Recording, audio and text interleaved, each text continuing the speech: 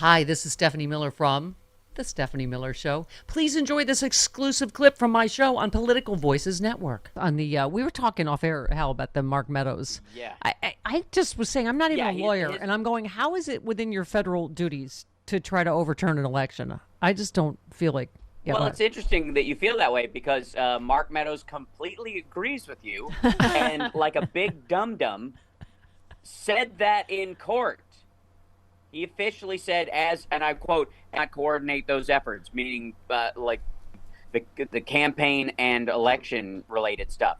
That wasn't supposed to be part of what he did. Specifically, there's supposed to be a line between that and campaign activities for this very reason. Like, Trump is amazing in that he is literally it's like a review process. Like, hey, you want to know why we had this law? Because of a jerk like this. Hey, you want to know why we had this law? Same reason. So he basically was there to just like walk along and bang his fist on all the barriers on the side of the highway to make sure they don't collapse when you touch them. Meadows just effectively said, no, the phone calls I made to Raffensperger or the things I set up were not a part of my official duties. So, okay, stay in state court, dummy. And the idea that, by the way, the idea that they're going to help themselves by one or two of them getting the evidence ahead of time, they know the evidence. They know. The only thing, I swear to God, the only thing they're going to find out from this is that there's more that the feds don't have. The only thing they could find out is, oh my God, thank God they don't have this one text where I was like, can I be called Insurrection Jane?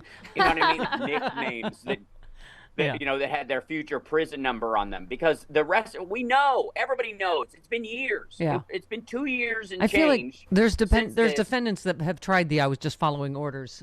Yeah, there have been. Yeah.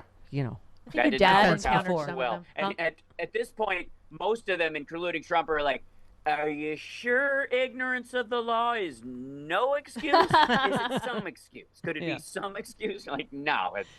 You're going to jail, stupid. Here's one of the things I think, I guess it's all a big deal, but the voting systems breach in rural, in Coffee County, where they actually broke into the machines. Where they did the stuff that Mike Pillow has been saying the Democrats were doing. Yes, the entire exactly. Time, where they, Right. Yeah. I mean, roughly 70 Coffee County residents gathered Saturday for a town hall about the breach, which has embarrassed and worried locals and attendees. They wanted to know if their personal information was floating around in cyberspace.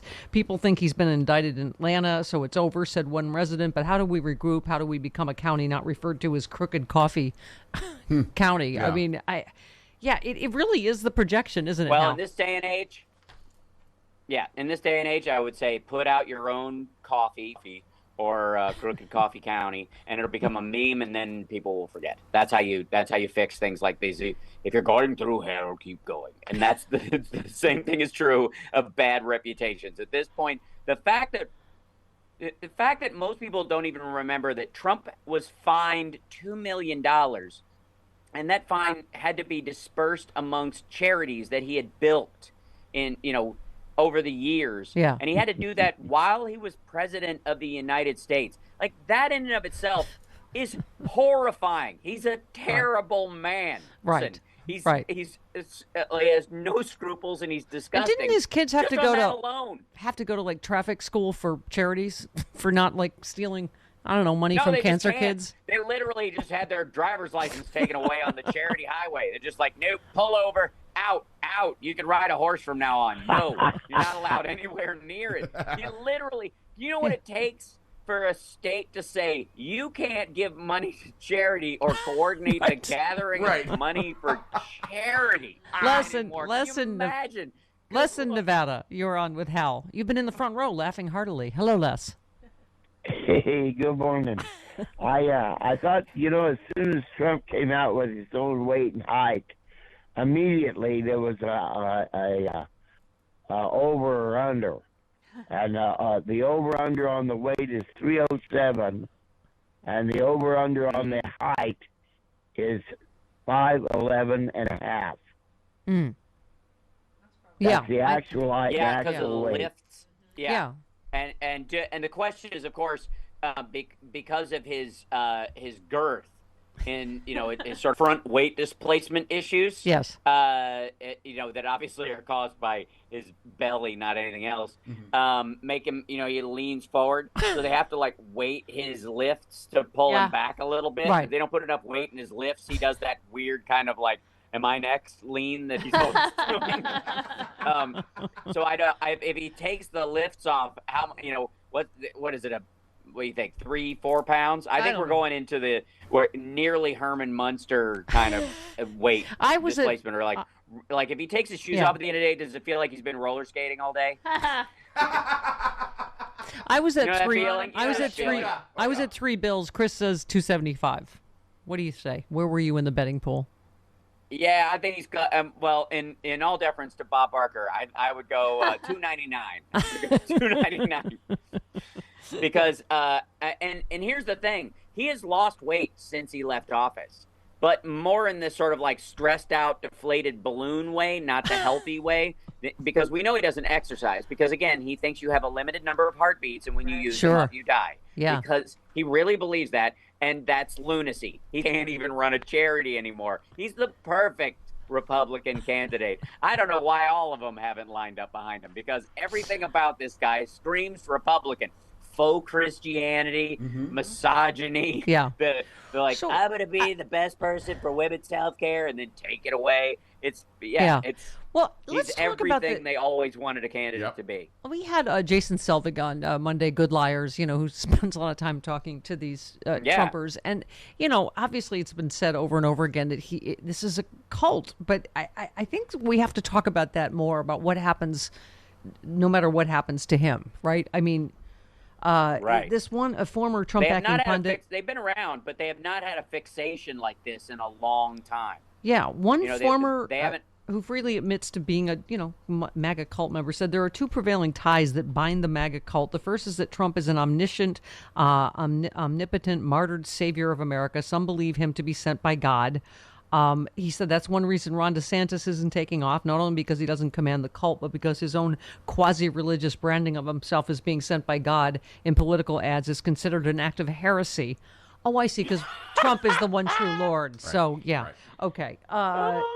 Martyrdom has its own heretics now. That is so amazing. Martyrdom this has got like this like modern crucible thing going on where I just picture them all in their meetings wearing buckle hats and trying to decide who they get to set fire to once the great day of the rope comes. Martyrdom is the final stage of cult leadership, and to those in a cult, it is the outside world who are deceived.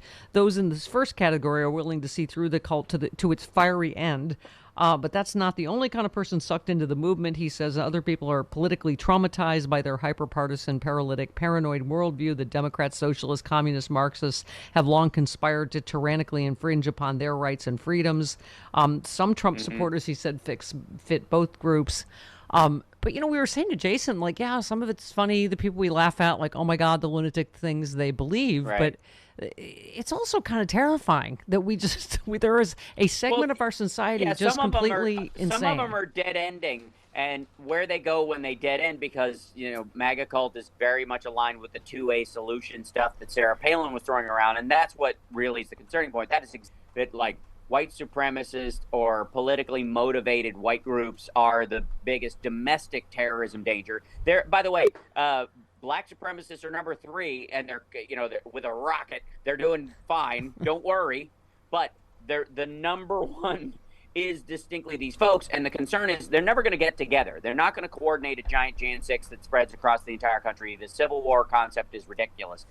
But the frustrated lone wolves are a danger, and that's why his rhetoric matters, and that's why his judge is going to get judges are getting increasing, because he doesn't understand consequence at all.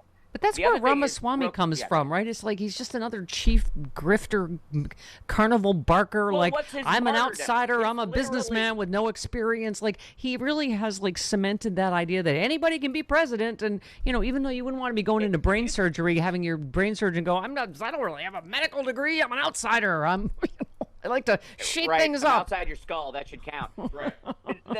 In the old days, a martyr had to do the hard work of dying for the cause. Yes. He's literally, they consider him a martyr because I had a great life. and I still could appear rich. It's the perfect solution. I had gold leafed everything, and I could change wives like diapers every 10 years. And they're like, oh my God, he gave up so much for us. It's kind of like God letting his son be killed for our sins, but like chintzy. But speaking of the idea, like that anybody can run, who is it? Did someone say Tan Mom is running? Tan Mom is running. Although I think skin cancer might win that primary, but she's running in Florida as what? For Senate, for state Senate. Okay. All right. Wow. Thank you, Trump, for the idea that anybody can. Hey, again, anybody who's running and isn't him or whatever, or is running to be his VP, you should have have a sit down with Mike Pence. Ask how that, like, because he did everything Trump wanted. He did nothing but stare at his backside with a longing that I have not seen since, I don't know, my stint on a Showtime show. And as Jesse Waters said, right? He said in the most heterosexual way possible. His mugshot looked good, and he looked good and hard. Hard. Yeah. Hard. Did you see that? He's Jesse Waters. He's he's Stretch Ben Shapiro, right? He's if you took Ben Shapiro and stretched him out and gave him Dennis Miller's personality without his history of actually writing jokes back in the day, that's Jesse Waters. The guy that they went, hey, you're the guy who ran around Chinatown making extraordinarily racist statements well before COVID was even a thing. Yeah. So would you like a nighttime show? Yeah. You were good at harassing homeless people. Boost your immunity now with Tapiro, the new high-potency, great-tasting elderberry gummies infused with zinc and vitamin C. Tapiro is available exclusively at healthpowerusa.com. Boost your immunity. Order your supply of Tapiro now at healthpowerusa.com.